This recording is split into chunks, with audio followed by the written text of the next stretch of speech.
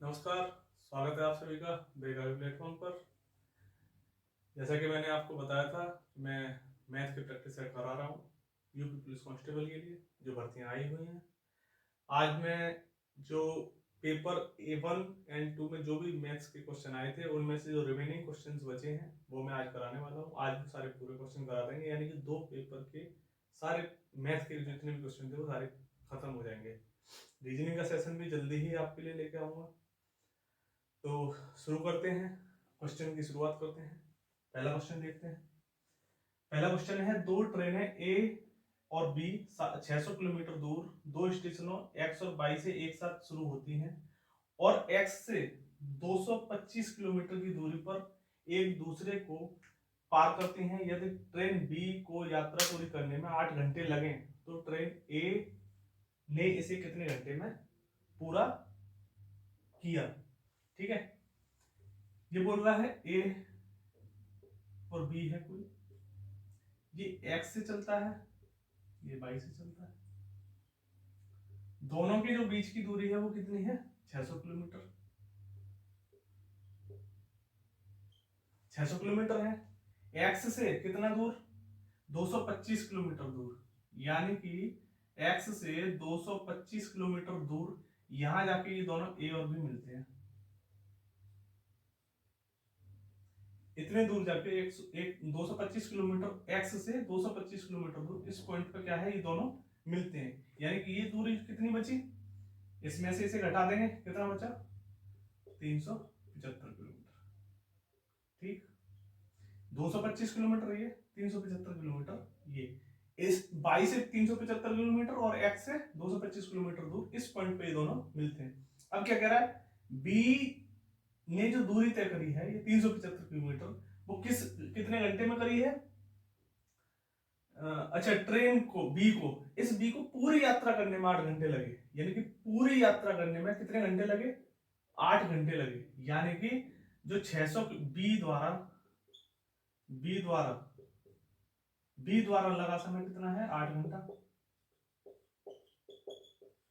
8 घंटा। ठीक है, टोटल दूरी करी है उसने, यानी कि स्पीड कितनी हो जाएगी इसकी? स्पीड हो जाएगी 600 बट्टे 8, यानी कि 75 किलोमीटर पर घंटा। 8 सत्ते 56, 8 पंजे 40, 75 किलोमीटर पर घंटे की स्पीड से ये चला। यानी कि जो यहां से यहां तक आया होगा वो कितना समय लगा होगा, तभी तो इसका पता पड़ेगा समय। जितना समय ये यहां से यहां तक लेगा उतना ही समय ए यहां से यहां तक लेगा। तो पूछ रहा है कि ए को कितना समय लगेगा, लेकिन हमें ये पता पड़ जाएगा कि ये यहां तक कितने में आया, तो इसका समय पता पड़ जाएगा। तो ये कितने में आया? बी आया इस पॉइंट पर कितने समय में? 375 बट्टे कितनी स्पीड है इसकी? 75। यानी कि बी इस पॉइंट पे आया, कोई भी पॉइंट है, किस रेशियो से? ये कितना हुआ? 25 तिया 75, 4 तिया 12 और 3 15, 15 बट्टे ये कितना? 25 तिया 75, यानी कि 5 15, 5 घंटे लगे। 5 घंटे लगे बी को यहां से यहां आने में, बी को 22 से यहां आने में 5 घंटे लगे, यानी कि इसको भी 5 घंटे लगे होंगे।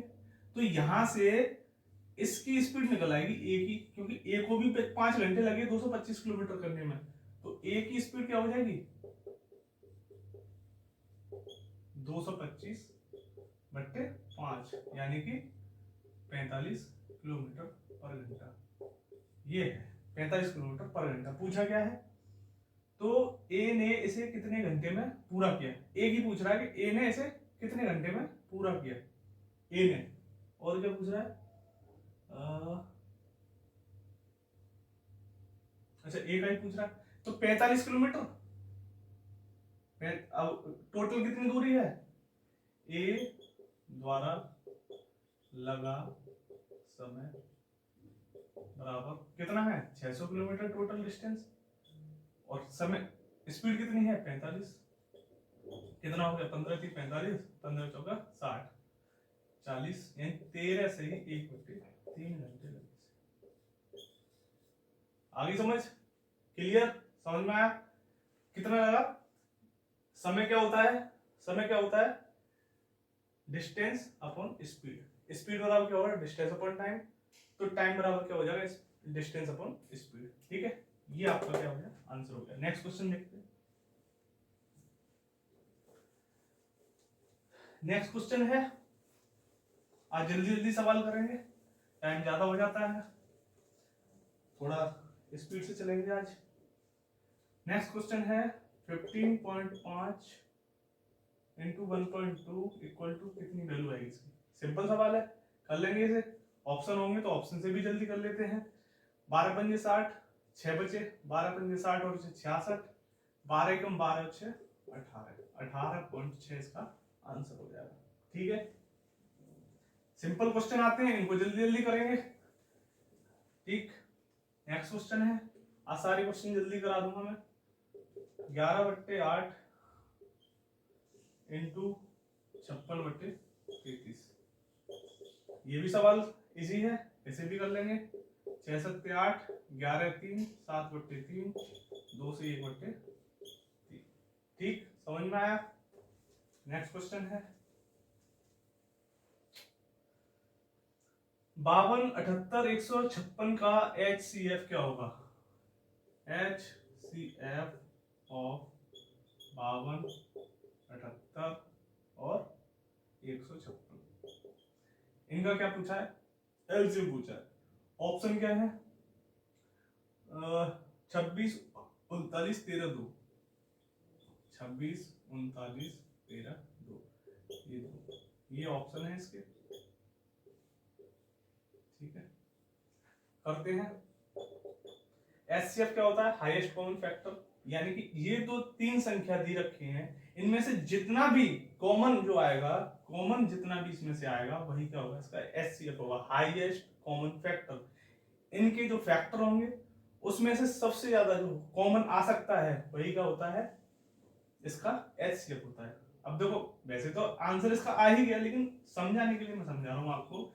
यहां से देखो, 26 इंटू 2, ये क्या हो गया 26 इंटू 3, और ये क्या हो गया 26 इंटू, अब ये कितनी बार जा रहा है, 6 बार। यानी कि ये देखो 26 26 26, अब 2 3 6 बचे, इनमें से कुछ कॉमन आ सकता है, नहीं आ सकता। इनमें से तो आ सकता है, या इसमें से आ सकता है, लेकिन तीनों में से कोई कॉमन नहीं आ सकता। तीनों में से कॉमन केवल क्या है, 26। तो क्या हो गया इसका एचसीएफ, 26 हो गया। अगर एलसीएम पूछे तो क्या निकालेंगे, तो ये 2 कॉमन आ गया। LCM least common multiple, LCM क्या होता है, लीस्ट कॉमन मल्टीपल, यानी कि सबसे छोटा से छोटा हर किसी का गुणा कर देंगे, वही का हो जाएगा, एलसीएम हो जाएगा। 2 इंटू 3 6 आ ही रहा है, तो इसको तो लेंगे नहीं, क्योंकि 6 का मतलब भी होता है 2 इंटू 3, तो 2 इंटू 3 और ले लेंगे। तो ये तो हो गया आपका एचसीएफ। और 26 में ये 2 बच रहा है, ये 3 बच रहा है, ये 2 बच रहा है, ये 3 बच रहा है, लेकिन लेंगे एक ही। इसमें से 2 बच रहा है तो 2 ले लिया, इसमें से 3 कॉमन है तो 3 ले लिया। तो कितना हो गया, 26 दूनी 52 तिया 156, यानी कि 156 इसका क्या हो जाएगा, एलसीएम हो जाएगा। ठीक है, तो मैंने दोनों बता दिया, एचसीएफ भी होगा 26 होगा, एलसीएम 156 होगा। ठीक है, नेक्स्ट सवाल करते हैं। क्वेश्चन को थोड़ा जल्दी करने की कोशिश करिएगा। मैं क्वेश्चन बोलता हूं उसे पहले करिए, साइड से आप क्वेश्चन मिल ही रहे होंगे, आप उनसे पॉज करके खुद से सोल्व कर सकते हैं। नेक्स्ट क्वेश्चन है, श्रीमती सिंह के परिवार का मासिक बचत और व्यय का अनुपात, बचत और व्यय, बचत और व्यय का अनुपात 3:8, 3:8 था। जिस महीने में परिवार की आय 27,500 रुपए थी, तो बचत क्या होगी। अब देखो, वो कह रहा आय क्या थी, टोटल आय क्या थी 27,500, बोल रहा है बचत क्या होगी। हाँ, बचत क्या होगी ये पूछ रहा, बचत क्या होगी। अब आपको पता है कि आय का मतलब क्या होता है, आय बराबर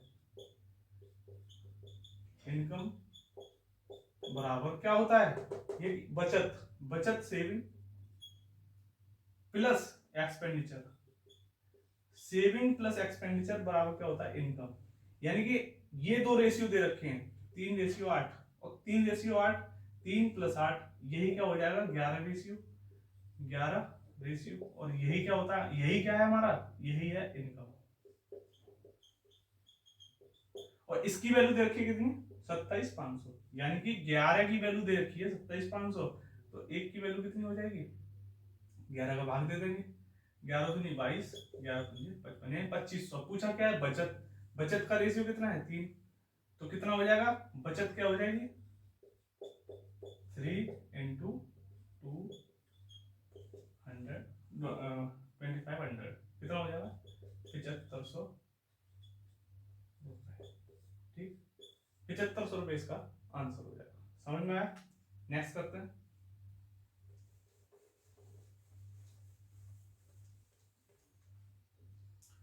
नेक्स्ट है यदि किसी संख्या का 45% 135 है तो संख्या क्या है। किसी संख्या का 45% कितना है 135, तो पूछ रहा संख्या क्या है। मैंने आपको पहला सेट बताया था, दूसरा सेट बताया था, कराया था, उसमें भी मैंने आपको बताया था कि परसेंटेज क्या होता है, कोई भी यूनिट है वो अपने आप में 100% होती है, और 100% अगर वो है, अगर उसमें से कम कर देंगे तो वो लाभ हानि हो जाएगी, माइनस में हो जाएगा, अगर वो लाभ में है तो प्लस हो जाएगा।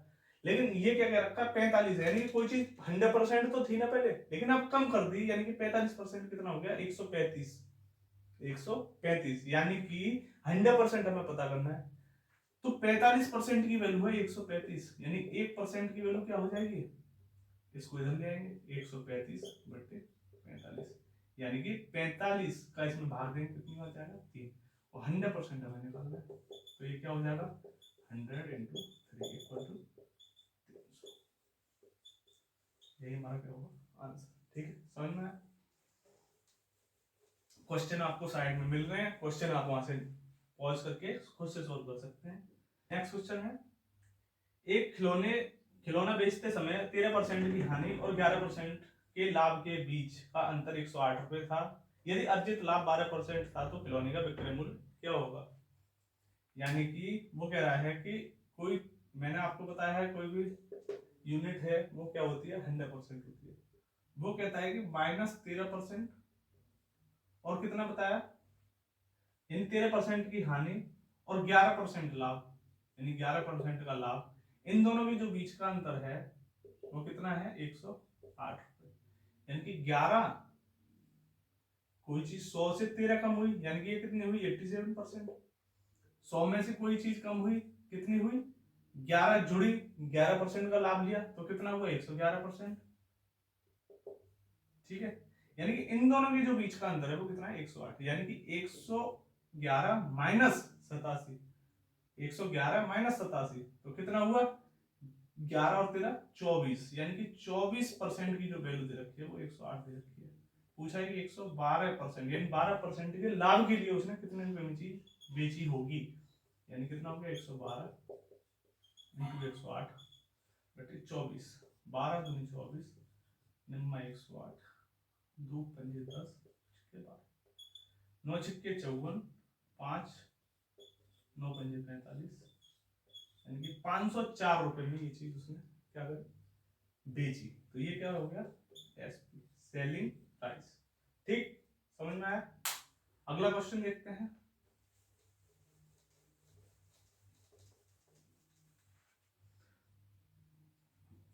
नेक्स्ट क्वेश्चन है कौन सी अभाज्य संख्या नहीं है। ऑप्शन दे रखे हैं, पहला है 1001, बी दे रखा है 1301, अगला दे रखा है 1601, अगला है 1901, ये सी है, डी है। क्वेश्चन से पता पड़ रहा है क्या है, ये अभाज्य संख्या नहीं है, क्योंकि इसके फैक्टर क्या होते हैं, इसके फैक्टर क्या होते हैं, ये देखो पहले 7 से कट रही है, 7 से कट रही है, 7 देखो 7 एकम 7, 3 बचे 7 चौक 28 और 7 दिया 21, 7 एकम 7, 7 का फैक्टर है। अब किसका है, देखो 7 एकम 7, कितना बच रहा है 3 बचा, 7 चौक 28, 2 बचा और 7 दूनी 7 दिया 21, अब 143 आ गया। अब 143 किससे कट रहा है, ये 11 से कट रहा है, 11 1 11 11 3 यानी कि किसका फैक्टर है? 1001 7 11 13 का फैक्टर है। तो ये क्या है? ये अभाज्य संख्या नहीं है, यानी कि ये क्या है? ये भाज्य संख्या है, भाज्य संख्या है। तो यहां से आप एक चीज और देखिए, एक और क्वेश्चन बनता है, जैसे कि कोई संख्या है 1 1 1 1 1 1 2 3 4 5 6, कोई भी अंक अगर 6 बार लिखा हुआ है, कोई भी अंक अगर 6 बार लिखा हुआ है, तो वो संख्या किससे कटेगी? 7 से, 11 से, 13 से। 7 से, 11 से, 13 से, इससे तो कटेगी कटेगी, लेकिन वो किससे और कटेगी? 3 से, 7 से, 11 से, 13 से और 37 से कटेगी। किससे कटेगी? 37 से। ये क्वेश्चन कई बार पूछा जाता है, एसएससी में पूछा जाता है, कई बार पूछा गया ये क्वेश्चन। अब एक की जगह हम इसमें 9 का मल्टीप्लाई करते हैं तो 6 बार 9 हो जाएगा, 6 का मल्टीप्लाई करते हैं तो 6 बार 6 हो जाएगा, तो वो फिर 6 से भी कटेगा, और इन से तो ये कटेगा ही कटेगा, यानी इस इन सभी का मल्टीपल करेंगे तो कितनी वैल्यू आएगी? 1 6 बार आएगा, 2 6 बार आएगा तब 20 से कटेगा, 3 6 बार आएगा तब 20 से कटेगा। जितने भी अंक होंगे अगर वो 6 बार दे रखे हैं, ये 6 बार है, 1 2 3 4 5 6, यानी कि 6 बार ये अंक दे रखा है कोई भी, वो क्या है? इन सभी संख्याओं से कटता है। ठीक है, अभाज्य संख्याओं से ये क्वेश्चन ये बनता है। अभाज्य संख्याओं से एक और क्वेश्चन बनता है कि 1 से 100 तक, 1 से 100 तक कितने प्राइम नंबर होते हैं? तो ये डायरेक्ट कभी कभी सवाल पूछ लिया जाता है। तो 1 से 100 तक होते हैं 25, 1 से 50 तक पूछे, 1 से 50 तक पूछे तो कितने होते हैं? ये होते हैं 1 से 50 तक 15। ठीक है, 1 से 50 तक कितने होते हैं? 15 होते हैं। प्राइम नंबर 25 है 1 से 100 तक, यानी कि प्राइम नंबर कितने होते हैं? 25 होते हैं। ठीक है, और 50 तक कितने होते हैं? 50 तक 15 नंबर होते हैं। ठीक है, यानी कि प्राइम नंबर होता क्या है? प्राइम नंबर होता है जो खुद से कटे और एक से कटे, जिसके केवल 2 फैक्टर होते हैं, और जिसके 2 से ज्यादा फैक्टर होते हैं वो क्या होती है? वो भाज्य संख्या होती है, जिसे कंपोजिट नंबर बोलते हैं। समझ में आया? ठीक, कोई दिक्कत? यानी कि 2 क्या है? 2 भाज्य संख्या है। ठीक है, सम संख्या भी है, लेकिन कंपोजिट नंबर नहीं है। वो क्या है? भाज्य संख्या नहीं है। क्यों? क्योंकि उसके 2 से ज्यादा फैक्टर है ही नहीं। भाज्य संख्या 4 से शुरू होगी, सबसे छोटी भाज्य संख्या क्या होगी? 4 होगी, ना कि 2 होगी। समझ में आया? अगर 2 है, हमने बोला कि 2 है क्योंकि वो सम है, तो फिर 3 भी होगी, लेकिन ऐसा नहीं है। भाज्य संख्या वो संख्या होती है जिनके मिनिमम से मिनिमम 3 फैक्टर होते हैं, यानी कि 2 से अधिक जिसके भी फैक्टर होते हैं वो क्या होती है? भाज्य संख्या होती है। जिसके 2 फैक्टर होते हैं, केवल 2, केवल और केवल 2, वो क्या होती है? प्राइम नंबर, यानी कि अभाज्य संख्या है। ठीक है, तो अभाज्य संख्याओं से ये क्वेश्चन बन सकते थे, वो मैंने आपको बता दिया। अगला क्वेश्चन देखते हैं। ठीक है, तट से 45 किलोमीटर की दूरी पर किसी जहाज में छेद उत्पन्न हो गया, परंतु फिर भी अधिकतम 18 मिनट की अवधि तक वह जहाज 10 किलोमीटर पर घंटे की गति से तट की ओर यात्रा कर सकता था।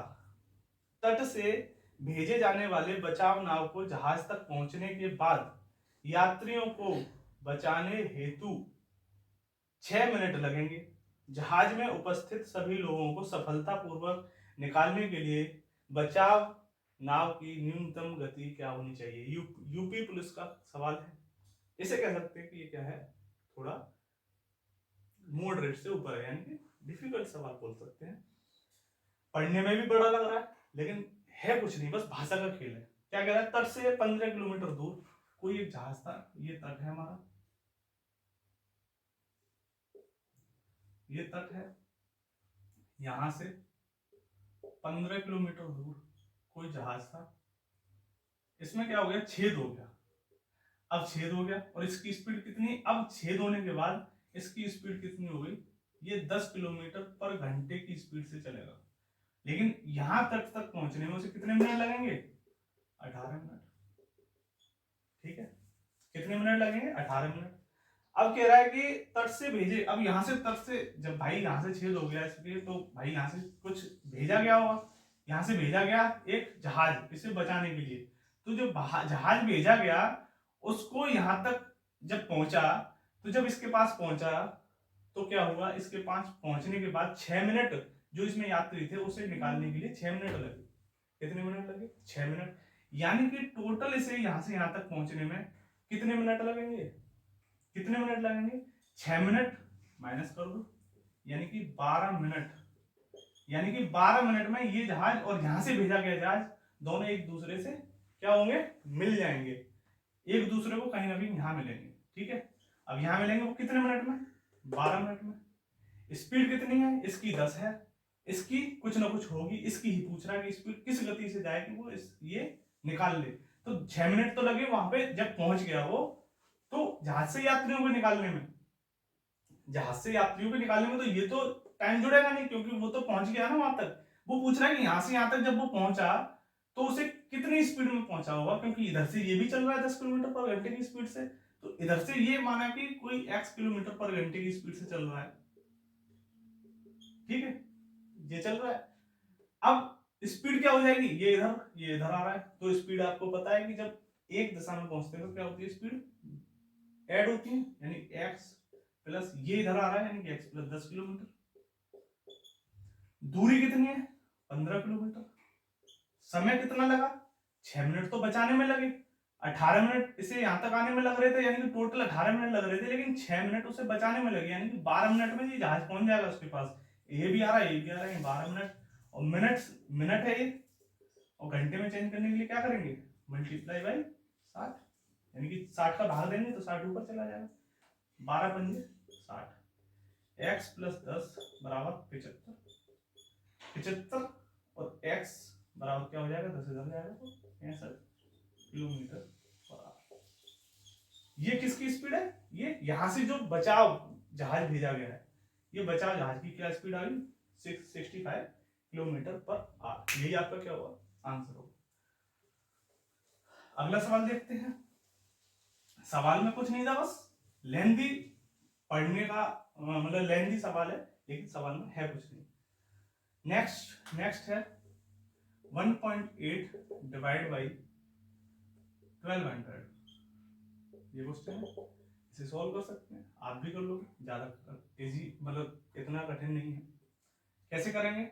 1.8 बाई 1200, पॉइंट हटाएंगे, नीचे जीरो लग जाएगा, इन 3 जीरो को लगाएंगे ऊपर, तो 1.5 इंटू 10⁻³ 10⁻³ यानी कि 3 जीरो किधर रिप्लेस होगा?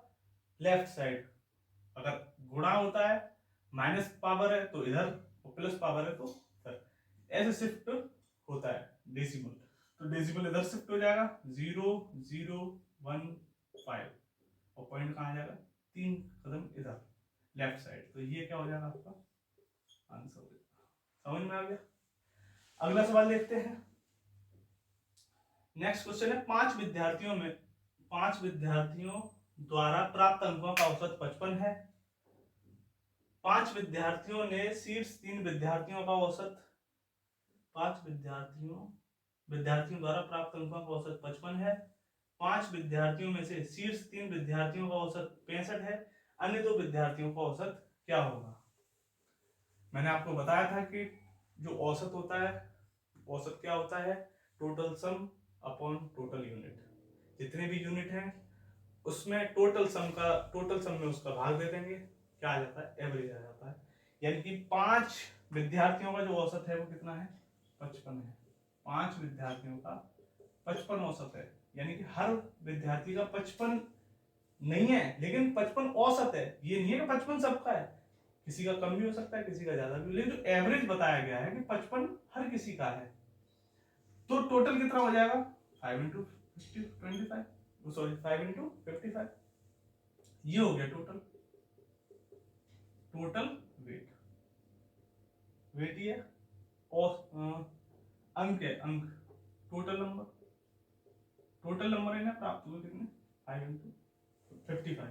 दे रखा है कि शीर्ष जो 3 विद्यार्थी थे उनके 65 अंक हैं औसत, 3 जो शीर्ष स्टूडेंट थे उनके 65 नंबर थे, यानी कि टोटल इनके कितने हो जाएंगे 3 × 65, यानी कि ये कितना आ गया 5 × 25, 5 × 15, 18, यानी कि कितना आ गया 3 विद्यार्थियों का 195 टोटल है, 5 विद्यार्थियों का ये पूरे क्लास का मतलब जितने भी 5 स्टूडेंट है उनका, उनमें से 3 का इतना है, तो इसमें से घटा देंगे 0, 17, 9, 8 और 1, 80 बचा। क्या बचा 80 बचा। अब पूछ क्या रहा है, वो पूछ रहा है कि अन्य 2 विद्यार्थियों को औसत पूछ रहा है, जो ये कितना का बचा 2 विद्यार्थियों का है इतना टोटल है ये, अब पूछ रहा है वो औसत, तो 80 में 2 का भाग दे देंगे, कितना आ जाएगा 40। ठीक, अगर वो पूछा कि टोटल कितना है तो टोटल तो वजन टोटल अंक तो 80 है, लेकिन वो पूछ रहा है एवरेज कितना है, तो 2 का भाग दे देंगे, कितना आ जाएगा 40, ये आपका आंसर है। ठीक है, नेक्स्ट है 54, 162, 189 का HCF क्या होगा।